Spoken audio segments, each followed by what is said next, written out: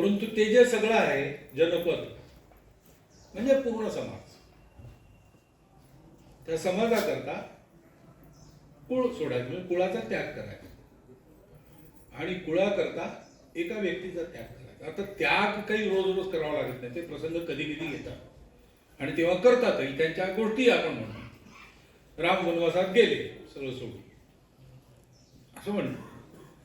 कुंतीनी भीमाला पाठवलं बकासुराला मारायला. पुष्कळ गोष्टी आपण त्या त्यागात. हे काय बंधू असं तो जरी साता आम्ही तो थंडिलीच दिधले असं ते बळीनी. कुटुंब कशा करता आहे? देशाकरता. जनपद म्हणजे देश. जन तेव्हा म्हणतात जेव्हा एक उद्देश असतो सगळ्यांचा, त्यांचा जन होतो. लोकांचा जन नाही होत, समूहाचा जन नाही होत. समूहाला एक ध्येय पाहिजे. आपल्या सगळ्या देशामध्ये एकच ध्येय आहे लोकांना. सिनेमाच्या गाण्यातही तेच येतं ना, सजन रे झूठ मत बोलो खुदा के पास जाना. हे सगळ्यांना वाटत असतं देव भेटला पाहिजे. काय सत्य आहे सृष्टीच्या मुळे ते कळलं पाहिजे. ते सगळ्यात मोठं लक्ष आहे. आणि आपल्या सगळ्या समाजात गरीब श्रीमंत, जंगलात राहणारे, शहरात राहणारे, ही भाषा बोलणारे, तेव्हा सगळ्यांना हे ध्येय. म्हणून आपलं एक जनपद आहे, त्याच्याकरता आपलं कुटुंब आणि व्यक्ती या कुटुंब करतात. यांचा त्याग रोज नाही करावा लागतो, पण यांच्याकरता नित्य जगावं लागतं. आणि म्हणून आपल्या इथे समाजाचा घटक व्यक्ती नाही आहे, समाजाचा घटक कुटुंब आहे. जसं आपल्या शरीरामध्ये अनेक पेशी आहेत, त्या सगळ्या पेशींमध्ये जे डीएनए आहे ते सारखं आहे. त्यातली एक पेशी कोणाच्या हातात लागली तर आता क्लोनिंग करून त्या एका डीएनए पासून तो पूर्ण प्राणी तसाच्या तसा उभा करता येतो. तो मनुष्य तसा उभा करता येतो. प्रत्येक पेशी हे शरीराची इकाई आहे, युनिट आहे. तसं प्रत्येक कुटुंब हे समाजाचं युनिट आहे, व्यक्ती नाही. त्या पेशीमध्ये न्यूक्लियस असतं, मायटोकॉन्ड्रिया असतो, निराळ्या प्रकारचे घटक असतात, प्रोटोप्लाझम असतो. असे सगळे आपण व्यक्ती आहोत. आमचं कुटुंब हे समाज आहे, समाजात लहान ग्रुप आहे. समाजात कसं राहायचं, कसं वागायचं हे व्यक्ती कुटुंबात शिकतो. संख्येचा उल्लेख झाला, जनसंख्या कमी होते फार चिंता आहे. चिंतेचा विषय आहे. याचं कारण हे शास्त्र, लोकसंख्या शास्त्र जे आधुनिक ते असं सांगतं की 2.1च्या खाली जायला लागलो तर तो समाजच नष्ट होतो. पृथ्वीच्या पाठीवर तो राहत नाही. कोणी त्याला मारेल असं नाही, तो काही नसलं संकट तरी तो समाज नष्ट होतो, पुढे चालत नाही. अनेक भाषा अशा नष्ट झाल्या, अनेक समाज असे नष्ट झाले. 2.1च्या खाली येतं कामामध्ये. आपल्या देशाची जनसंख्या नीती 1998 वगैरे मध्ये ठरली का 2002 मध्ये ठरली, साल माहित नाही मला, पण त्याच्यातही असं सांगतात की 2.1च्या खाली नको. 2.1 म्हणजे 0.1 तर माणूस जन्मत नाही ना कधी. 2 पेक्षा जास्ती पाहिजे, म्हणजे 3 पाहिजे कमीत कमी, असं शास्त्र सांगतं. पण ही संख्या ही याकरता महत्वाची आहे की टिकलं पाहिजे की नाही. टिकलं पाहिजे असं आपल्याला सगळ्यांना वाटतं, कारण ते आपलं आहे.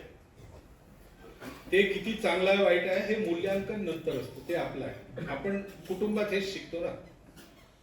निरनिराळे प्रकार असतात व्यक्तींच्या कुटुंबात. 4 भाऊ असले, 3 भाऊ असले, 2 भाऊ असले, एक दुसऱ्यासारखा नसतो. स्वभावही कधी कधी अलग असतात. एकमेकांना पटेलच असं नाही आहे, पण तरी आपलेपणा असतो. अरे मग तो असा वागतो तर तू काही झालं तरी भाऊ आहे ना माझा. गांधीजींना एक मुलगी भेटली, ते येरवड्याला जेलमध्ये होती, ते त्यांना फिरायची वगैरे मुभा होती. तिथल्या टेकडीवर फिरायला जायचे. परत येताना त्यांना एक मुलगी दिसली, 10 वर्षाची मुलगी, आणि 5 वर्षाचा तिचा भाऊ चांगला गलेलठ्ठ, तो कडेवर बसला. तर गांधीजी म्हणाले त्या मुलीला, अरे त्याला तो चालतो ना, ते त्याला चालव ना हाताला धरून, खांद्यावर कशाला घेत. ती म्हणजे तो चालत नाही, कंटाळा करतो. अरे तुला त्याला सांग, तुला वजन होत नाही का. तर ती मुलगी म्हणाली, वजन, आपल्या भावाचं वजन कसं होईल. हा जो आपलेपणा असतो, या आपलेपणातून या सगळ्या गोष्टी आहेत. आपलं आहे म्हणूनही ते चाललं पाहिजे. पण ते केवळ आपलं आहे असं नाही आहे. आज जगाला याची आवश्यकता आहे. ही जी आपली संस्कृती आहे जी सगळ्यांना स्वीकार करते, जी माणसाला शरीर मन बुद्धीच्या पलीकडे काही आहे त्याच्या अनुरोधाने जीवनाचं लक्ष असलं पाहिजे. केवळ उपभोगा करता, केवळ मनाच्या प्रसन्नते करता, केवळ बुद्धीच्या जिज्ञासेच्या शांती करता नाही जगायचं. त्याच्या पलीकडे आपल्याला जोडणारं एक सूत्र सगळीकडे आहे. ते कोणचं आहे ते मिळालं पाहिजे. त्यात खरं सुख आहे, त्यात संतोष आहे, समाधान आहे आणि ते कधीच फिक्क पडत नाही. हे जाणणारी आपली संस्कृती आहे. इतकं मोठं प्रवचन भाषण वगैरे न देता साध्या साध्या छोट्या आचारातून हे प्रत्येकाला देणारी आपली संस्कृती आहे. आज जगाला त्याची आवश्यकता आहे. इतकी भांडणं चालू आहेत जगात. कारण काय? अहंकार आणि कट्टरपणा आणि स्वार्थ. आता हा जो अपूर्ण विचार आहे की एकमेकाशी काही संबंध नाही, कारण जोडणारं काही माहीत नाही. शरीर मन बुद्धी माहीत आहे, आत्मा माहीत नाही, अर्थ काम मोक्षही माहीत आहे, पण धर्म माहीत नाही. हे जोडणारं चौथं नसल्यामुळे कट्टरपण, स्वार्थ, अहंकार हे प्रभावी होतं. मग भांडण होतं. त्याच्यामुळे नीतिमत्तेची चाड राहत नाही. त्याच्यामुळे आपल्या करण्यामुळे कोणाकोणाचा बळी जातो त्याची तमा राहत नाही. माणूस हा माणूस राहत नाही. माणूस हा केवळ पशु राहतो. आहार निद्रा भय मैथुनांच्या सामान्य मेतर पशुभेद न राहतो. मनुष्य हा तसाच वाटतो. धर्मोविहीन पशुभेद समान. आणि म्हणून कुलनीती वगैरे हा शब्द आपण म्हणतो, हा आमचा कुलधर्म आहे.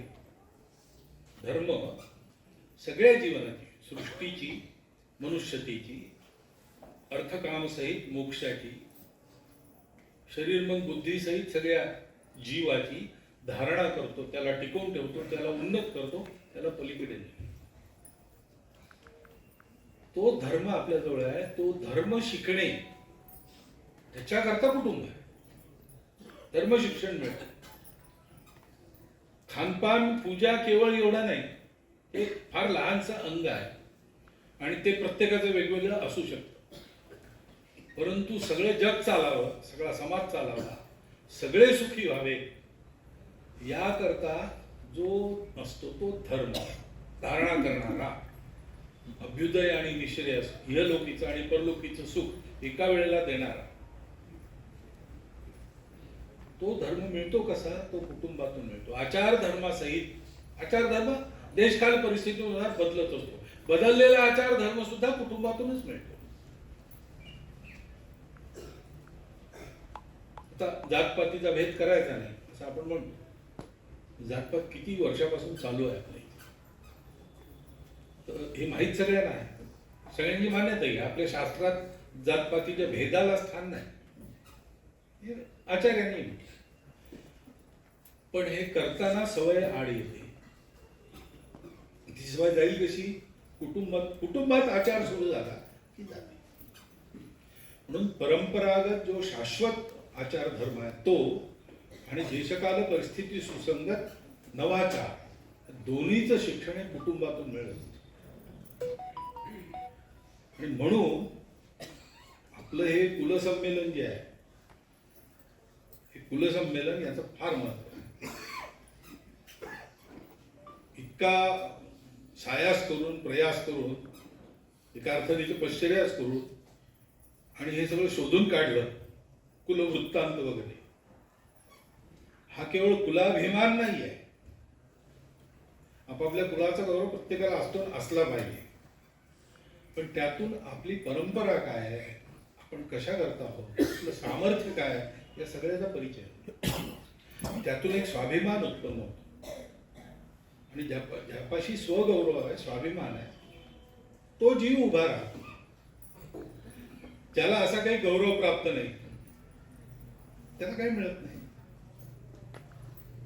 वाघाचं पिल्लू धनगराला सापडलं, डोळे उघडायचे होते, ते त्याला दया आली, मारलं नाही, त्याला घेऊन आले आपल्याबरोबर. ठेवणार कुठे? बकऱ्यांमध्ये ठेवलं. ते बकऱ्यांमध्येच लहानाचं मोठं झालं. बकऱ्यांमध्ये चरायला जायचं जंगलात, गवत खायचं की नाही माहित नाही, पण जायचं हे खरं. त्यांनी दुसरं पाहिलंच नाही.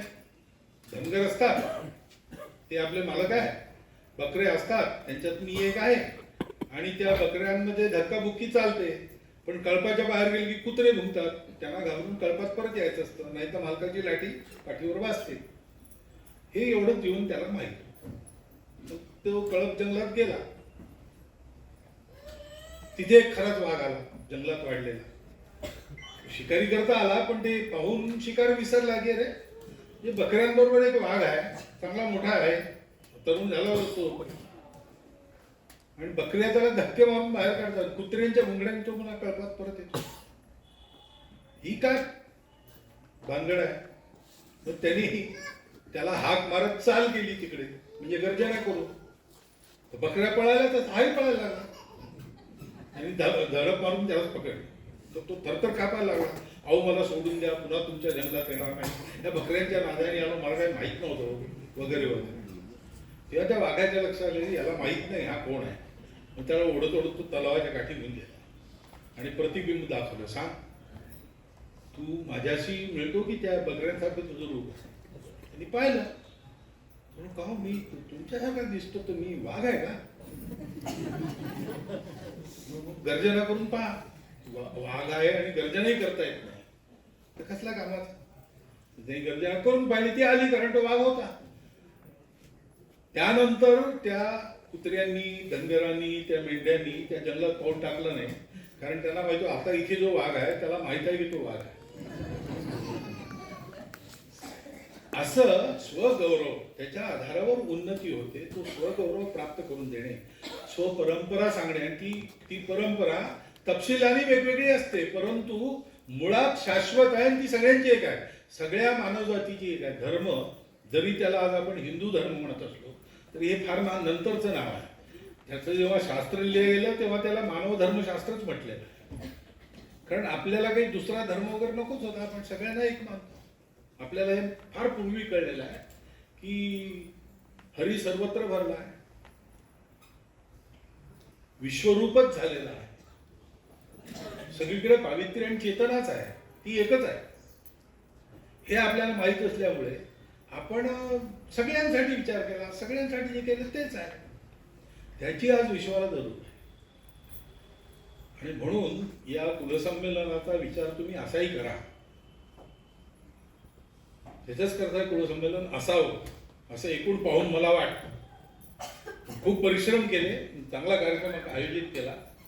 हा इतर कुलांनी सुद्धा अनुकरण करायचा कार्यक्रम आहे असं मला वाटतं.